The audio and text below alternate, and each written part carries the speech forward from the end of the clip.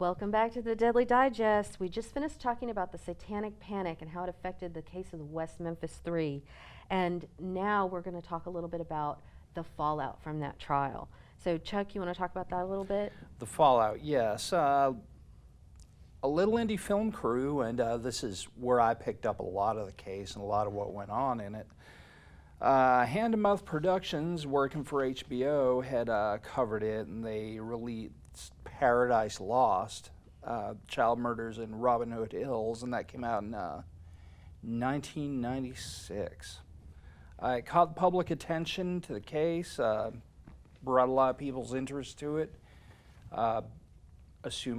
including Johnny Depp.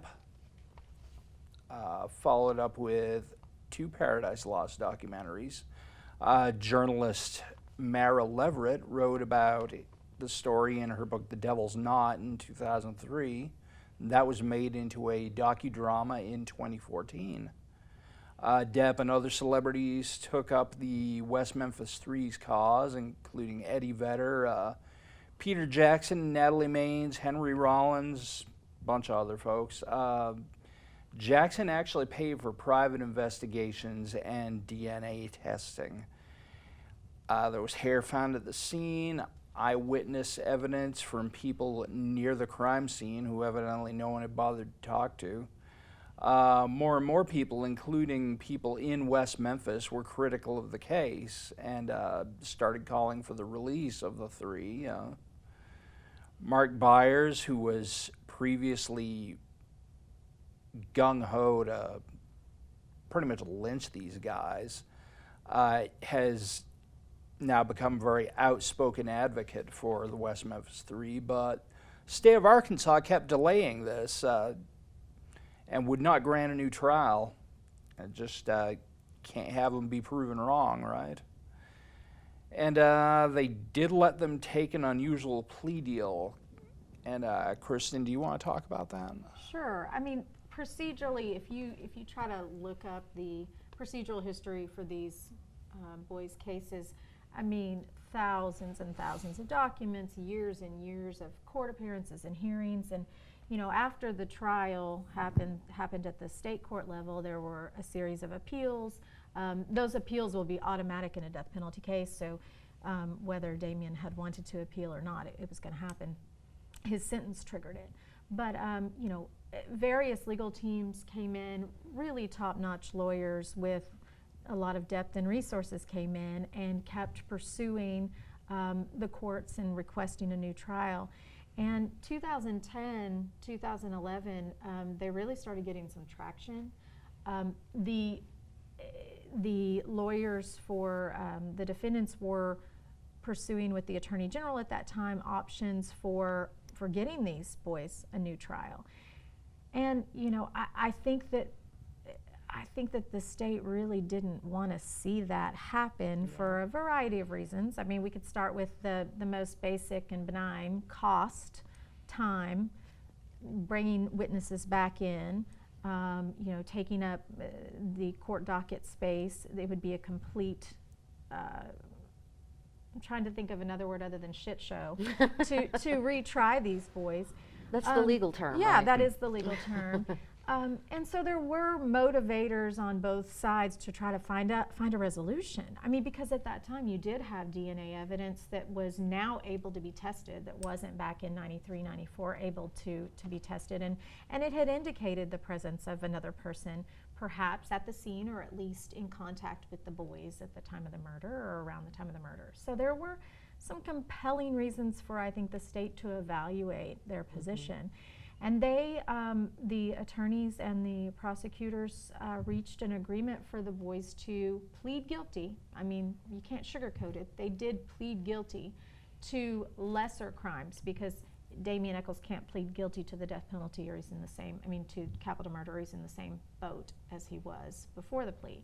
But so they reached an agreement for them to plead guilty.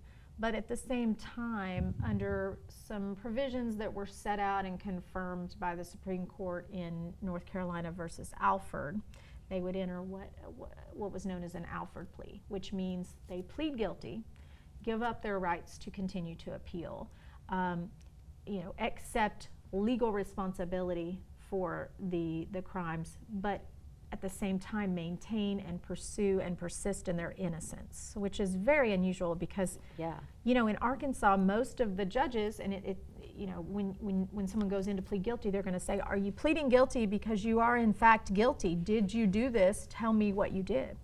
An Alford plea is different. They instead come forward and they say, I'm not guilty, I didn't do this, but I've been through 18 years of what the state of Arkansas and the criminal procedure has offered me, and I know it's in my best interest to go ahead and enter this plea. And they do it. And so for all intents and purposes, the case is closed in the Right. state of Arkansas, and they walk free Right. in this situation. They still have that on their record. They're still, They do. you know, they've got those convictions on their records. And as you said, the case is closed. So no matter what evidence, someone could walk up to the police and say, I did it, here's the knife I did it with, here, and sorry, doesn't matter, case is closed. I have wondered what would happen in that situation. I mean, you have, in effect, I mean, they have taken responsibility for that crime. So I don't know what would happen. I don't know what the state would do. I like to think that someone is out there still looking for the truth of what happened here. You know, and I think that Mr. Eccles and Mr. Miss Kelly and Mr. Baldwin have all said that they are interested in doing that. Well, maybe Miss Kelly to less of an extent, because I think he would just prefer to protect his privacy. But the other two seem to be actively working to try to find answers. Yeah, absolutely. Because until they can be exonerated, until, you know, they can show that somebody else did it, it's still a stain. Right. And in fact, that's one of the things, talking about where they are now.